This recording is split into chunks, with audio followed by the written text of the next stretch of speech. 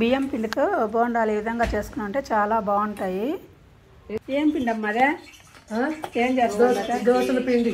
దోశల పిండి. దోశల ఇడ్లీ పిండి, పచ్చి జీలకర్ర, ఉల్లిపాయలు, పచ్చిమిరపకాయలు, అల్లం ముక్కలు అన్నీ వేసేసి ఏం చేస్తారా?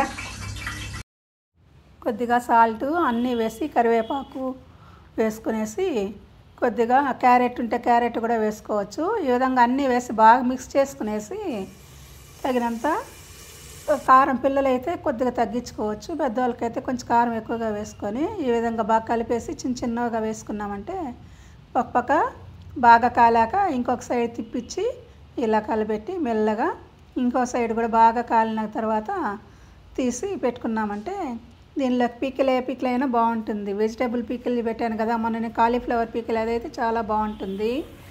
అది వేసుకొని తినచ్చు. టమాటా పచ్చడి అయినా ఏదో ఒకటి వేసుకొని తినచ్చు. బ్రేక్ఫాస్ట్కైనా తినచ్చు, ఈవినింగ్ స్నాక్స్కైనా తినచ్చు.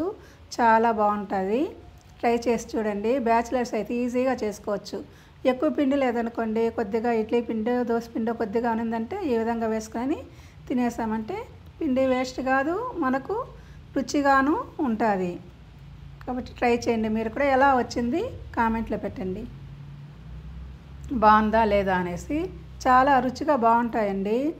దీనిలోకి కారం చట్నీ చేసుకున్నామంటే టమోటా కారం, ఎండుమిర్చి, టమాటో, ఆనియన్స్ వేసి తెల్లగడ్డలు కొద్దిగా వేసి బాగా మిక్సీకి వేసి బాగా బాయిల్ చేసుకున్నామంటే చాలా టేస్టీగా ఉంటుంది. వీటిలోకి కారం చట్నీ, ఈ బోండాలు చాలా బాగుంటుంది.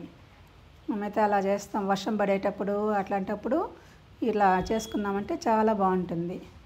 మా ఛానల్